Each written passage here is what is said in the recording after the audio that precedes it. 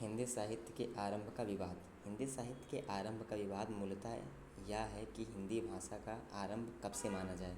इसका कारण यह है कि साहित्य की धारा तो वैदिक संस्कृति के समय से अवांछनीय रूप से परिवर्तन काल तक प्रवाहित होती रही है। इसलिए हिंदी साहित्य के आरंभ का प्रश्न वस्तुतः इस बिंदु की पहचान से जुड़ा है जहाँ से हम साहित्यिक भाषा के तौर पर हिंदी की शुरुआत मान लें।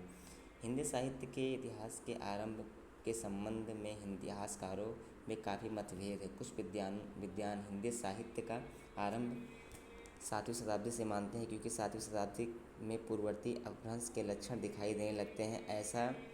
ऐसा विद्वानों में जॉर्ज ग्रेसन, मिश्र बंधु, शिव सिंह सेंगर, पंडित बहादुर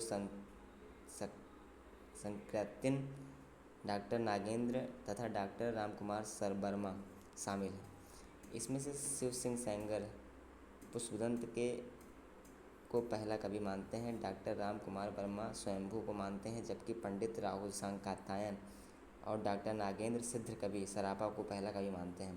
कुछ विद्वानों की मान्यता है कि हिंदी साहित्य का आरंभ 10वीं शताब्दी से हुआ। आचार्य द्विवेदी व आचार्य शुक्ल दोनों इस विचार के समर्थनों में प्रयास शामिल हैं। द्विवेदी जी की दृष्टि को इसका कारण भाषिक है, जबकि आचार्य शुक्ल मानते हैं कि भाषिक स्तर पर यद्यपि पुरानी हिंदी का जन्म 7वीं शताब्दी के आसपास हो गया था, किंतु काफ़ी समय तक सांप्रदायिक रचनाएं होती रही हैं, जिनमें साहित्य नहीं माना जा सकता। इसलिए वास्तविक रचना संवत 1050 से 993 ईसा के आसपास से आरंभ हुई है।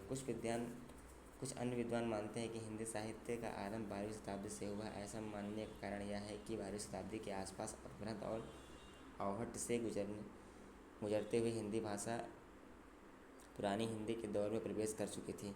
ऐसा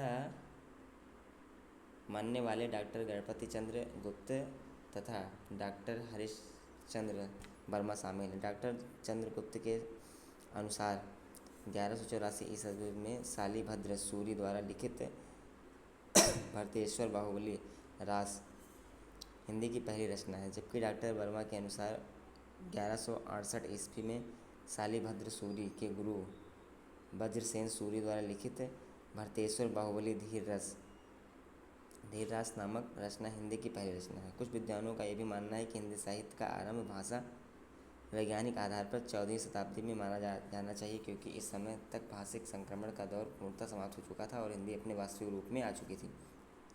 ऐसे विद्वानों में डॉक्टर सुनीता कुमारी चटर्जी, डॉक्टर उदय नारायण तिवारी तथा डॉक्टर नामवर सिंह शामिल हैं। निष्कर्ष: कुल मिलाकर वर्तमान स्थिति यह है कि हिंदी साहित्य का उदय 10वीं शताब्दी के आसपास से माना जाता है। इसका कारण यह है कि 10वीं शताब्दी के आरंभ वह समय है जब भाषिक संक्रमण का एक निश्चित स्थिति तक पहुंच चुका है और आधुनिक हिंदी के प्रारंभिक लक्षण स्पष्ट रूप से दिखाई देने लगे हैं। इसके बावजूद अपवाद के रूप में इससे पहले से कुछ कवि भी हिंदी साहित्य में शामिल किए जाते हैं।